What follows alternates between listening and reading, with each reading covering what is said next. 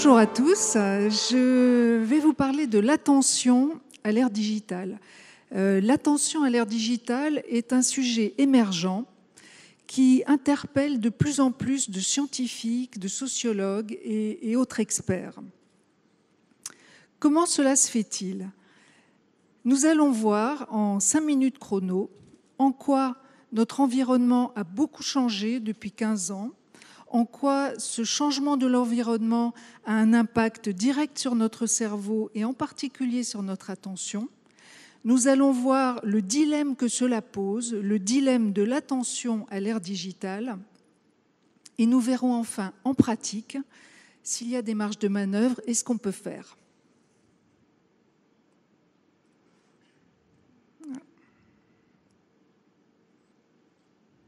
Il me manque une slide, mais bon. Voilà, elles sont inversées. Nous sommes passés à l'ère de l'économie de l'attention. Alors, qu'est-ce que c'est que l'économie de l'attention ? C'est une économie dans laquelle l'offre marchande est devenue tellement pléthorique que la ressource rare, c'est l'attention. Comment capter l'attention du consommateur potentiel quand on est des millions et des millions d'annonceurs à convoiter cette attention qui vaut de l'or quand on réussit à la capter ?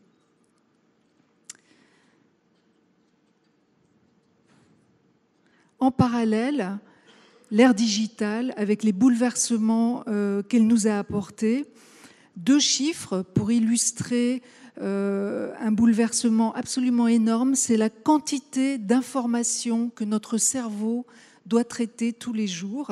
Cette quantité d'informations, elle a été multipliée par 10 en 10 ans environ, et la progression est d'environ encore 10% par an. Ça veut dire que chaque année, notre cerveau doit traiter en gros 1 mois de données supplémentaires, ce qui est absolument énorme.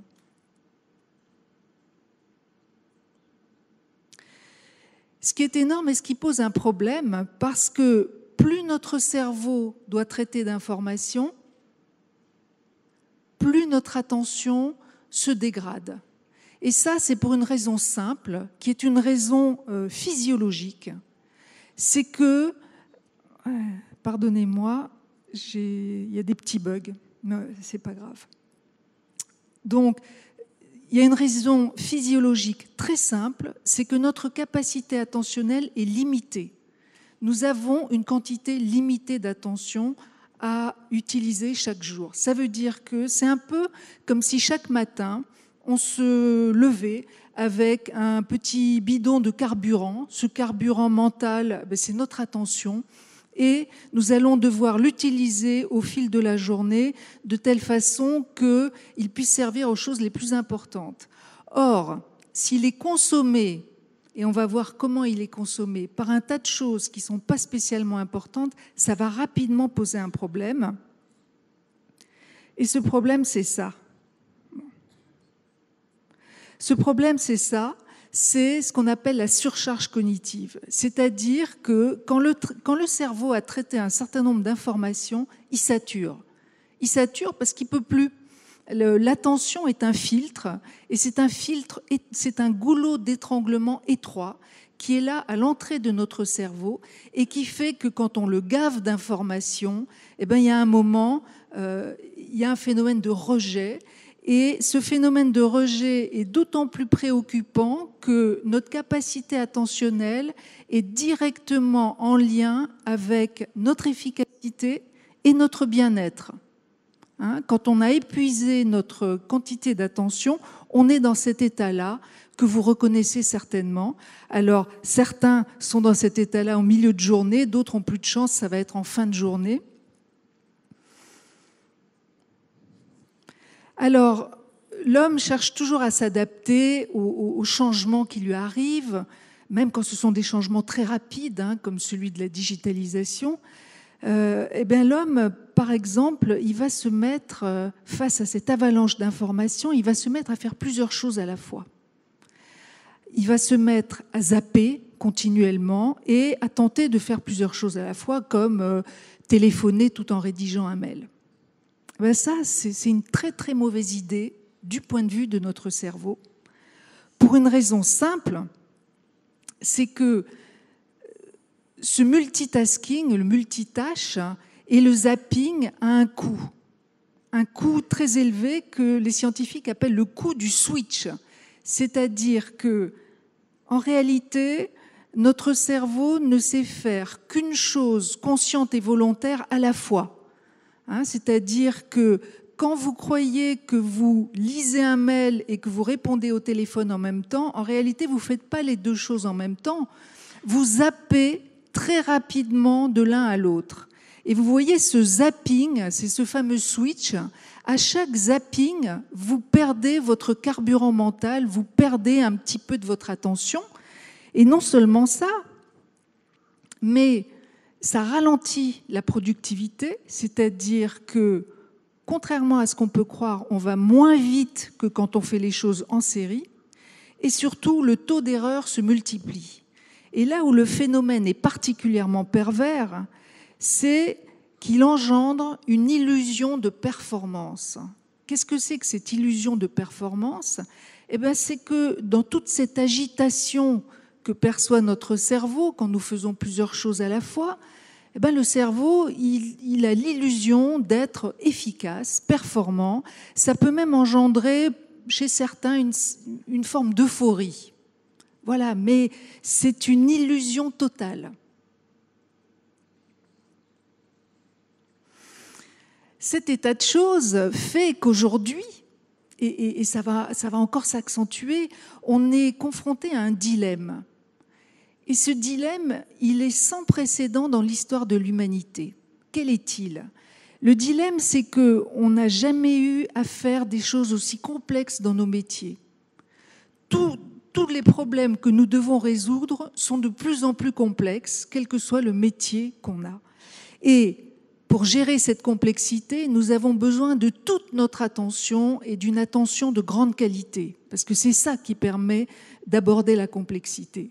Or, nous vivons dans un environnement qui fait que notre attention est malmenée à un point sans précédent et qu'elle l'est de plus en plus. Alors, comment faire ?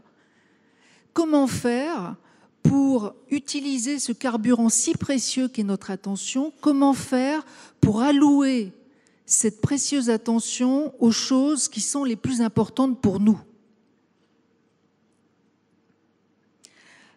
Alors d'abord, ça suppose de comprendre comment fonctionne notre attention. De façon très schématique, l'attention présente deux modalités. Nous avons une modalité qui est automatique, qui est le mode par défaut de notre attention et qui ressemble un peu à ces marionnettes. C'est-à-dire que s'il y a un bruit à droite, mon attention va aller à droite. Bon, je montre la gauche, mais c'est pas grave. S'il y a un bruit en haut, mon attention va aller en haut. Si mon téléphone sonne, je vais aussitôt écouter. Vous voyez, quand vous avez les tweets là qui passent, ça vous détourne un instant de ce que je suis en train de vous dire. Et oui, donc pour votre attention, c'est pas tout à fait idéal. Voilà. Donc ça, c'est la marionnette à l'œuvre. Alors la marionnette, elle a son utilité, parce que s'il y a le feu là-bas, la marionnette va nous en alerter immédiatement. Donc du point de vue de l'évolution, du point de vue de notre survie, ce côté marionnette nous permet de nous adapter à tous les changements de notre environnement. Le problème, c'est que là, nous vivons avec des changements continuels à chaque instant et en masse. Donc ça pose des difficultés à notre cerveau. Heureusement, l'attention présente une deuxième modalité qui est l'attention dirigée. L'attention dirigée, c'est quand vous vous dites « bon, j'ai ce dossier à traiter, je vais me concentrer, je m'y mets ». Alors c'est une attention qui est sous le contrôle de votre volonté, donc c'est vous qui décidez. Le seul problème, c'est que comme elle nécessite toute votre attention, elle demande un effort. Et c'est pour ça que ce n'est pas le mode par défaut, parce que c'est très consommateur d'énergie, cette concentration. Seulement, là, c'est vous qui décidez de ce que vous en faites. Alors que dans le premier cas, c'est votre environnement qui décide de ce que vous faites de votre attention. Donc, notre cerveau navigue en permanence entre les deux. Je m'adapte à ce qui se passe dans mon environnement et je reviens me concentrer à ce que j'ai décidé de faire de mon temps. Ce qui est important de comprendre aussi, c'est que dans notre cerveau, les zones qui traitent l'attention sont en étroite connexion avec des zones qui sont à côté, qui sont les zones de la motricité. Ça veut dire que attention et action sont étroitement liées. Quand vous avez un verre rempli devant vous, automatiquement, vous avez envie de boire. C'est instantané. C'est à votre insu, c'est comme ça, c'est automatique. Qui dit attention dit immédiatement derrière action.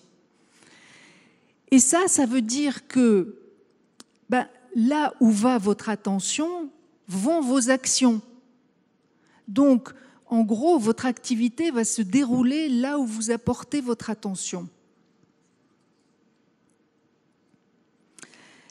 Alors, quels sont les prédateurs, les intrus qui vont venir bousculer cette attention volontaire qui nous permet de faire ce qu'on avait décidé de faire? Eh bien, ces intrus sont de deux ordres. Il y a des intrus qui ont des allures de prédateurs. C'est les gens qui viennent vous interrompre, qui vous arrêtent pour vous demander quelque chose. C'est la personne qui passe 10 fois la tête dans votre bureau en 1 heure pour vous dire au fait, tu te souviens que il y a machin qui veut. Voilà, ça, on les vit un peu comme des empêcheurs. On les vit pas très bien. Ceux-là, on les repère assez vite parce qu'ils nous agacent. Mais il y en a d'autres qui sont beaucoup plus sournois, je vais dire. C'est pour ça que je les ai représentés par des sirènes. Et ça, mais c'est tout ce dont on a parlé avant. C'est tout le temps qu'on va passer sur les réseaux sociaux, sur Internet, sur les jeux. C'est cette envie compulsive qu'on a de regarder son téléphone, les SMS. Ça, c'est une sirène. Personne ne nous oblige à le faire, mais voilà, ça vient de nous. Donc, il y a aussi toutes ces interruptions. Pourquoi ? Qui me demande de consulter mon téléphone toutes les 5 minutes ? Personne. Donc, il y a ces sirènes de « j'ai envie d'aller voir s'il y a quelque chose de nouveau ». Et pourquoi est-ce que cette sirène est aussi forte ? Parce que le cerveau a une particularité. Il adore les surprises et la nouveauté. Donc, dans votre téléphone, là, vous avez une source de surprise, de nouveauté continuelle. Et à chaque fois, ça lui envoie une petite décharge de dopamine. Vous savez, la dopamine, c'est l'hormone du plaisir. Donc, à force d'avoir ces décharges de dopamine, il en redemande. Et c'est pour ça que ça crée des addictions. Alors, pour clore, je vous ai préparé les 10 commandements que je voulais vous passer un à un, mais voilà, mon animation a un petit peu dérapé. Je vous propose les 10 commandements du management de l'attention à l'ère digitale. Minimaliste, tu deviendras. Pourquoi ? Parce que plus on a d'objets autour de nous, plus cela fragmente notre attention. Et c'est vrai pour les objets matériels et pour les objets virtuels. Donc si vous avez 8 fenêtres ouvertes sur votre écran, vous en fermez 7. Ça va économiser votre attention. Au zapping et au multitasking, tu résisteras. Faites les choses une par une et en série, pas en parallèle, parce que vous allez gagner du temps, même si intuitivement, c'est pas évident. Mais c'est démontré scientifiquement. Les interruptions, tu limiteras. Limiter les interruptions que les autres nous imposent, on peut fixer des règles, et surtout limiter les interruptions que nous autoproduisons. Lâcher prise loin des écrans, tu réapprendras. Parce que pour notre cerveau, si on se détend en allant sur Facebook, mais notre cerveau, il ne se détend pas devant un écran. Il est encore agressé. Son attention est consommée. Donc, si on veut faire un reset de son cerveau en cours de journée, il faut aller faire quelque chose loin des écrans. Dans ton sommeil, tu investiras. Nous avons une spécialiste du sommeil dans la salle. Je pense qu'elle sera d'accord. Moi, souvent, j'ai des personnes qui me disent « mais j'ai plus de mémoire ». Et je leur dis « mais c'est pas la mémoire, c'est l'attention qui manque ». La plupart du temps, quand on n'a plus de mémoire, c'est qu'on ne fait plus attention. Parce que quand on ne fait pas attention, on ne mémorise pas.